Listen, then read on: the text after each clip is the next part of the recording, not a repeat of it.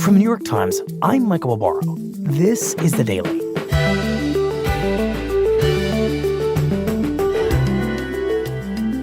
Today, to refine their popular technology, new artificial intelligence platforms like Chat-GPT are gobbling up the work of authors, poets, comedians, and actors without their consent.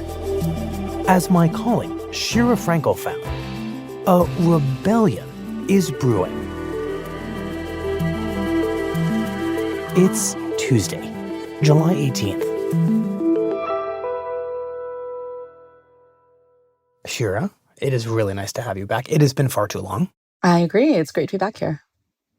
We are turning to you in our ongoing and very diligent efforts to understand this new era in artificial intelligence and the debate that is raging over sites like Chat-GPT, which have put artificial intelligence really at everyone's fingertips. And correct me if I'm wrong, but it really feels like this is shaping up as a clash between those who are really excited about the capabilities of sites like Chat-GPT. You know, what can it do next? This is so interesting. And this huge group of people who are like just freaked out about it, right? And it's going too far, it's too scary. And we've done a lot of episodes about this, right? A recent one looked at students who love Chat-GPT because it can do their homework for them. And there are teachers and professors who are like, wait a minute, you're basically cheating. And you have been reporting on the latest chapter of this clash between human and machine. So tell us about that.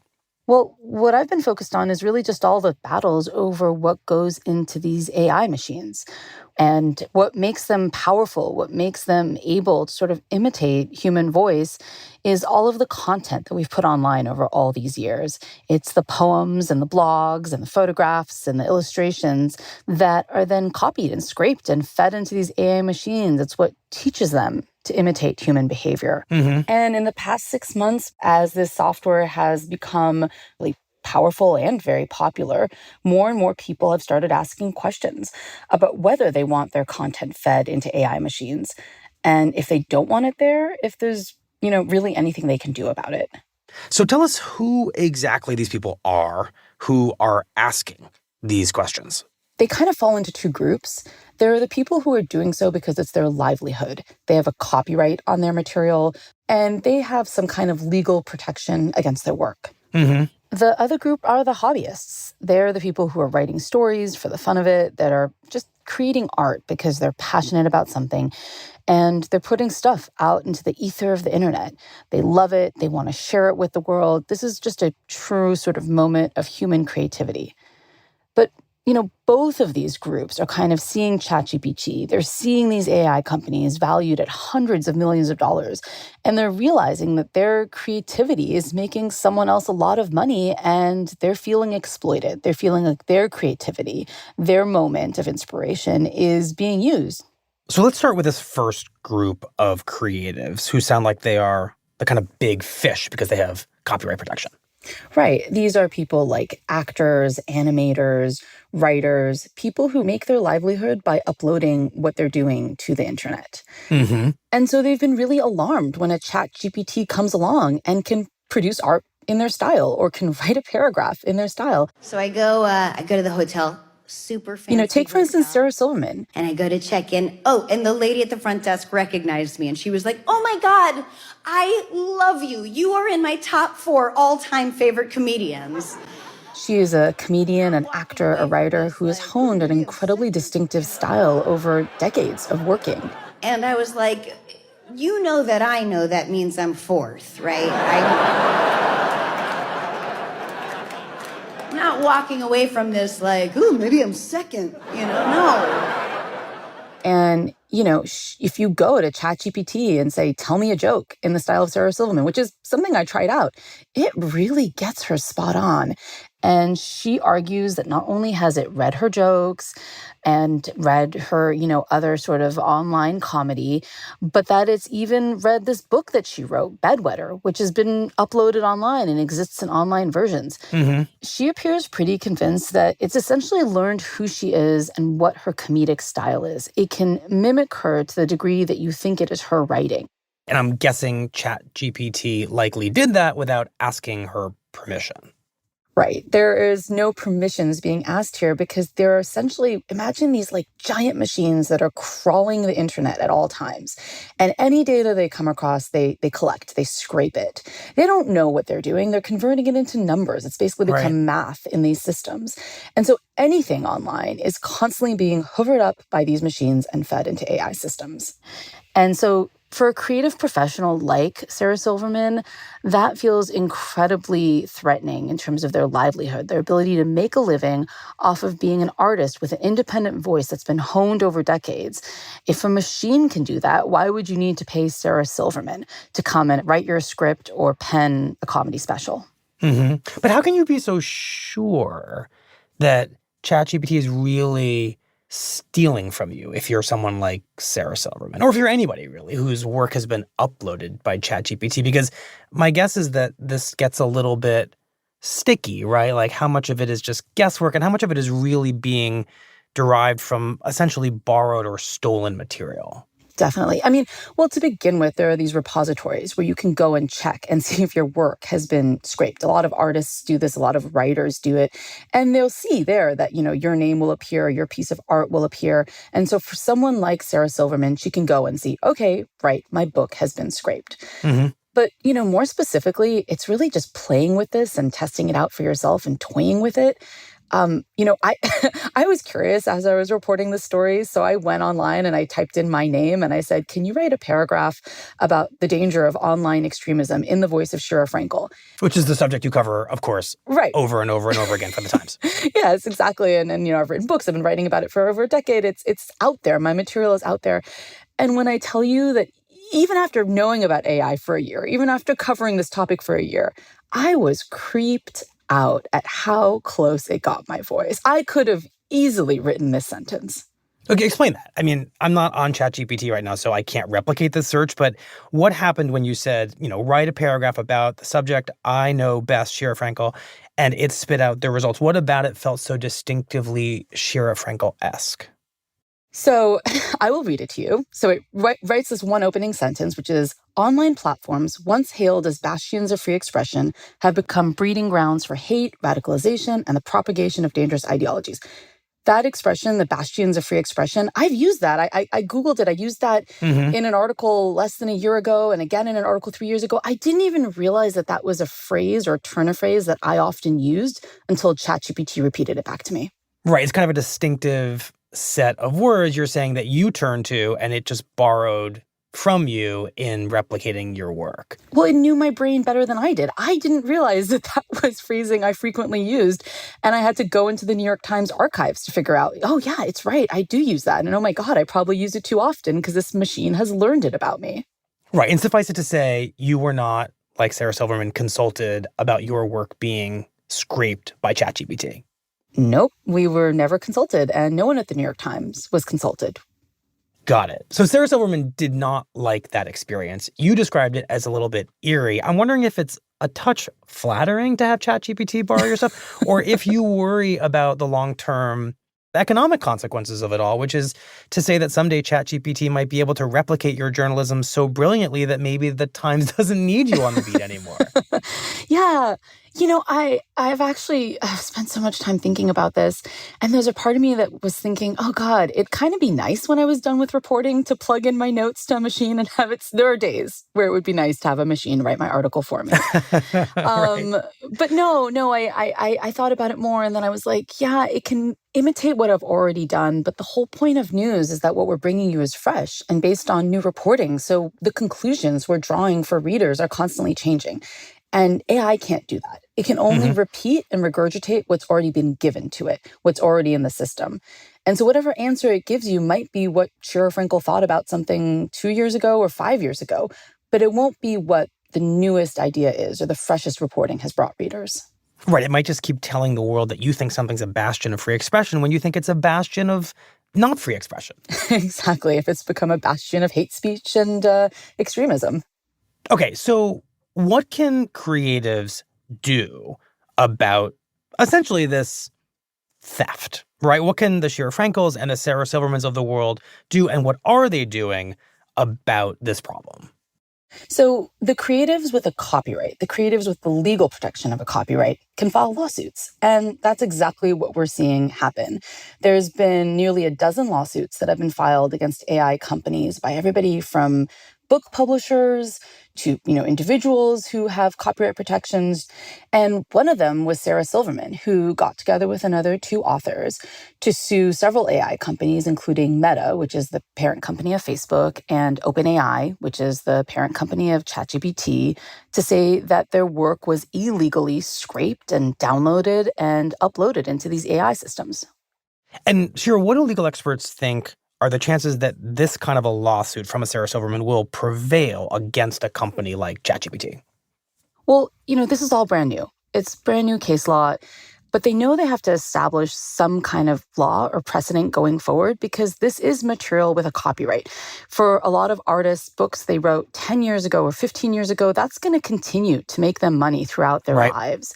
And yes, they're evolving constantly as artists. They want to think about their material going forward. They don't want Chat-GPT to write their jokes for them going forward, but they also want to be paid for the books that have already been published and are already out there. And so is the feeling that old school copyright law will provide someone like Sarah Silverman with the legal protections that she's seeking? Well, the legal experts seem incredibly hopeful that there is some kind of copyright protection here and that, essentially some kind of financial damages will be awarded and that some kind of monetary value will be placed on these very strong copyright protections that creative professionals get. The problem is that even if they get that money, even if, Meta or OpenAI are forced to pay some kind of damages to Sarah Silverman, the content, the data, it can never be retrieved. It's out there. It's become numbers and ones and zeros fed into a machine. There's no way to go into that machine and get that data back out. Once it's in forever. And so ultimately, even if they do get that financial reward through the court system and they get, the copyright protection to their material affirmed by the courts, their data is gone. Their data is there forever. In other words, the horse is out of the stable. I assume that's true, Shira, for us, for the Times, for the work of people like you. We can't retrieve your journalism back from a Chat-GPT. So is the Times, like Sarah Silverman, thinking of suing these AI companies? So the New York Times, to the best of our knowledge, is not looking at a lawsuit. What we've seen the New York Times and other news publishers do is start to think about how to start charging for this data going forward. I mean, the New York Times is creating tons of content every single day that these machines want to stay up to date. And so they're really trying to figure out if there's some kind of financial arrangement that can be put into place where these AI companies pay us. And it's not just news publishers. Websites like Reddit, they're looking at licensing their data as well. They're saying this data is inherently valuable and we want you to pay us for it. But look, that's going to take a long time for them to come to an agreement. This is a brand new model. This is a brand new technology. And in the meantime, the data is still being scraped. In the meantime, these systems have all the articles that have already been published. They probably are being updated on new articles as they come out. And so all this material is still being fed into these machines as these talks are ongoing. Right, and will be for some time. So you're saying the copyright protected creators who would seem to have the strongest position in this equation are not really mounting that forceful a pushback despite the anger that you're describing here. Right. I mean, they are using the courts, they're using the legal system. But as we know, that's slow. Waiting for the courts to take action, waiting for lawyers to hammer out a financial agreement between a massive news organization and an AI company is a slow process. And what's interesting for me is that this other group of people that I mentioned, those that don't have a copyright protection, the hobbyists, the enthusiasts, the people that are posting to the internet for the fun of it, they're the ones that are leading the most creative rebellion or revolt against AI.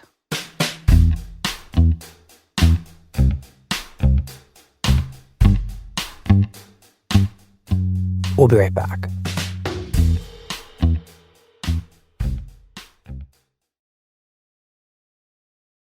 So, Shira, tell us more about this second group of creators who are fighting back against AI platforms, these hobbyists and amateurs, as you've described them, who lack the legal copyright protections of people like you and Sarah Silverman. So, actually, a group I spent a lot of time interviewing and thinking about was fan fiction writers. Hmm. And, for anyone who's not familiar, because before I reported this story, I'd never actually read any fanfic, there are... Fanfic. Now you're an authority. I am now deep in the fandoms.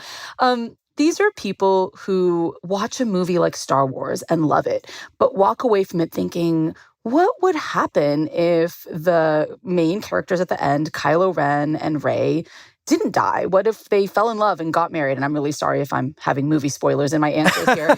What would happen if in Buffy the Vampire Slayer, two of the vampires met in high school and had a gay romance? I mean, they take these popular movies and TV shows and they let their imaginations roam, and they publish these incredible, book-length pieces of content about their favorite movies and TV shows. And, this is not stuff they have any kind of copyright to. If anything, they're borrowing from ideas and characters that are already out there. But they're doing it for the love of those characters and the storylines that they want to explore in their own writing. And how did writers of fan fiction discover that their work was being sucked up by platforms like Chat-GPT? So, they actually discovered this in a really, really funny way, which is that in fan fiction, you create your own characters. And some of them have names like Bucky, which is a combination of several characters from Buffy the Vampire Slayer. Right. And so they go to ChatGPT and they type in, write me a story about Bucky falling in love with a vampire. Write me a story about Bucky on a summer day eating a popsicle. And ChatGPT knew who that character was with great specificity.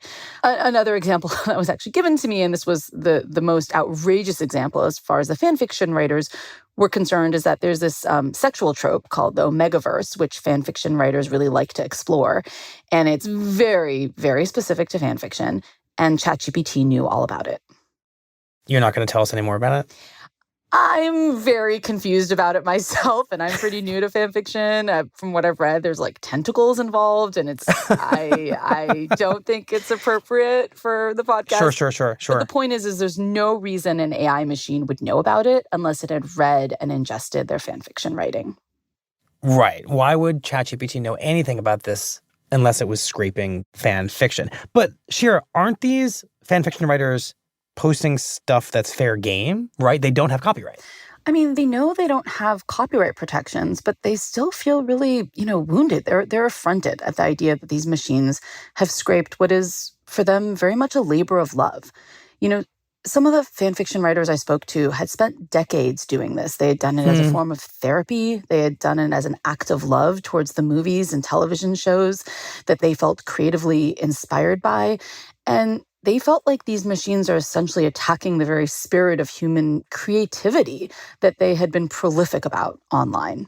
Right. This is not necessarily their full-time job. This is not how they make money, but you're saying it taps into, in some ways, kind of who they are. It's part of their identity. And so on a moral level, they can't tolerate ChatGPT just like stealing it. Right. Many of them have day jobs where they make money, but their love, their passion is going into this fan fiction.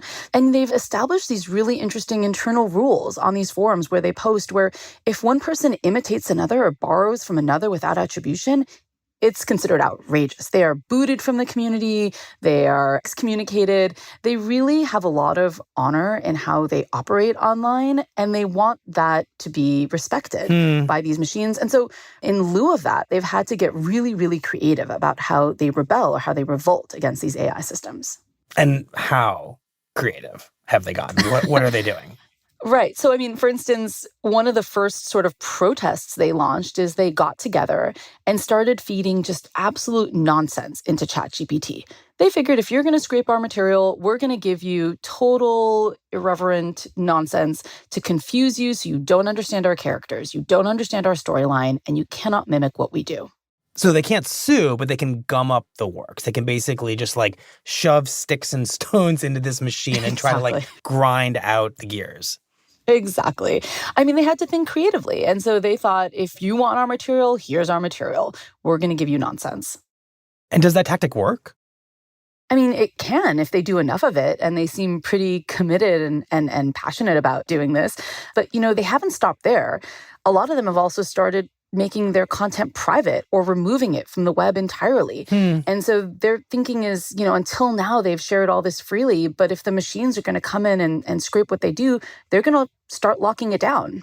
Okay, both of these techniques, though, would seem to be pretty counterproductive if you're in the business of creating fan fiction. The first one just creates a bunch of gibberish, which no one wants to read if you like fan fiction. The second one would limit who can view the fan fiction you write. So aren't these rebellions against places like Chat-GPT just hurting the fan fiction community? Aren't they just kind of shooting themselves in the foot? I mean, to a certain degree, and a lot of them say they kind of feel like they are in the short term doing something that goes against the entire spirit of fan fiction, but they feel helpless. And so I think at this point, they're just kind of throwing darts at the wall to see what sticks and what works. A lot of them have been in these communities for a long time, and so their thinking is like, well, I might only get to share my writing with a couple dozen people instead of a couple thousand, but at least the machines won't get me. So it doesn't really feel like either of the two groups share that we've been talking about here, the group with copyright protections and these amateurs who don't have copyright protections. Neither of them seem to be much of a match for these AI platforms and stopping them from scraping their work. So that makes me think that if you're one of these writers, the better solution would be for the US government to step in with some simple regulation that says, ChatGPT, for example, you can't upload this work unless you pay for it. And I know the government is having these conversations. There have been lots of congressional hearings. So is that a possibility? The government says no uploading unless you pay the writers and the creators. Well, it's true that the US government is having talks with all these AI companies, but we have to remember that we're still waiting for the US government to take action and come up with some kind of regulation about social media that's been around for over a decade. The US government is very, very slow acting, and the vast majority of members of Congress are still wrapping their head around how this technology even works. And so whatever they do is years ahead. And it's going to be tempered by the fact that they don't want to hold back these companies too much. Explain that. The US government sees itself in an arms race at the moment against China when it comes to AI. Both China and the United States have a lot of scientists that are invested in this. They have a lot of interest in being the world leaders in artificial intelligence. And so they know that every bit of regulation they put in place potentially holds back those US companies, as opposed to China, where there's very little regulation on data and where there's a ton of data online that the Chinese government can easily access and even give to Chinese AI companies if they want to speed ahead in what's considered this sort of AI arms race between the US and China. So the U.S. government might have an interest in actually siding with the AI platforms over the creators because it makes us more competitive against our rivals.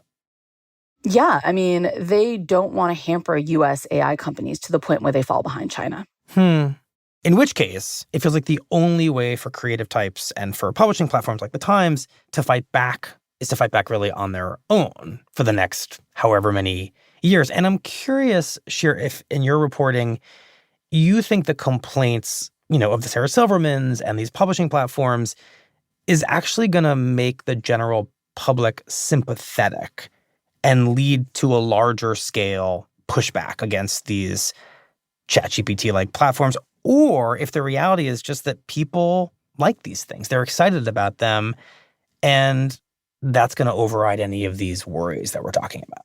I mean, look, right now, the people that are angry are the people that can see that their work has been copied or scraped and regurgitated. It's people who are already seeing that the machines have ingested their work and can copy their voices in a really realistic way. And we don't know what's going to happen going forward. I mean, companies like Google and Facebook are still deciding on how they're going to train their AI. And what happens if Facebook's AI decides to train on your data and can find posts that you wrote 10 years ago when you were in college and sound just like you? Or if Google decides to read your email and your Google Docs and it can say, hey, this is what Michael sounds like when he's planning a vacation with his family.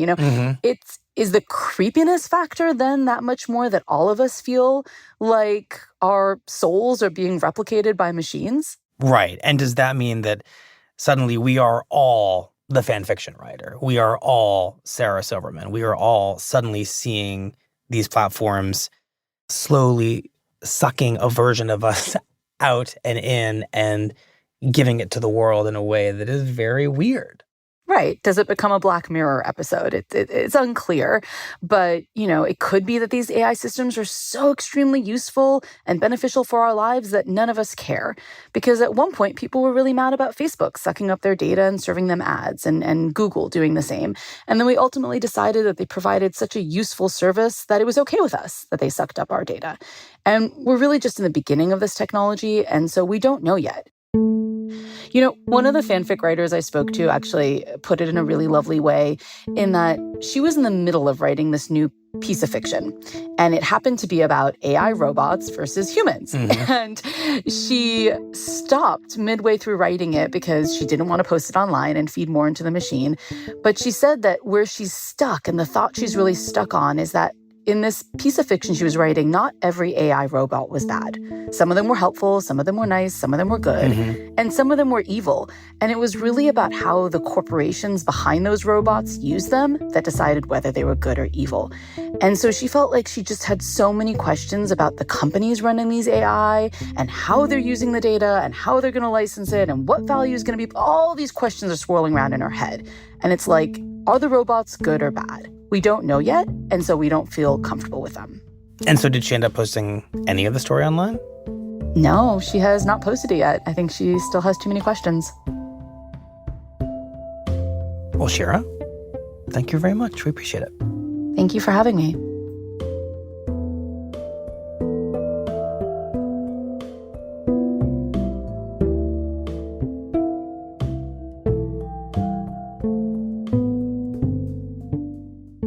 We'll be right back.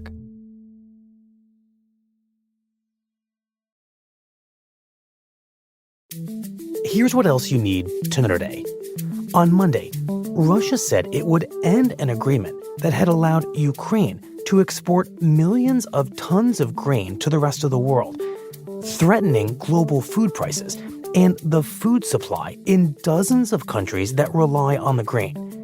The year-old agreement, known as the Black Sea Grain Initiative, was a successful attempt to limit the global repercussions of Russia's war on Ukraine. But Russia has repeatedly complained that the agreement favored Ukraine over its own people. I deeply regret the decision by the Russian Federation to terminate the implementation of the Black Sea Initiative. During a news conference, the head of the United Nations said that Russia's decision would cause unnecessary suffering across the world. Today's decision by the Russian Federation will strike a blow to people in need everywhere. And smoke from wildfires in Canada is returning to the U.S. this week. By Monday afternoon, it was affecting about 72 million Americans across 29 states, from the Dakotas to New York. Nearly 900 wildfires are burning across Canada. Of those, the Canadian government says that more than 500 of them are burning out of its control. Today's episode was produced by Claire Tennisketter, Rob Zipko, and Mooj Zadie. It was edited by Devin Taylor with help from Lisa Chow. Contains original music by Alicia Baitu and was engineered by Alyssa Moxley. Our theme music is by Jim Brunberg and Ben Landsberg of Wonderly.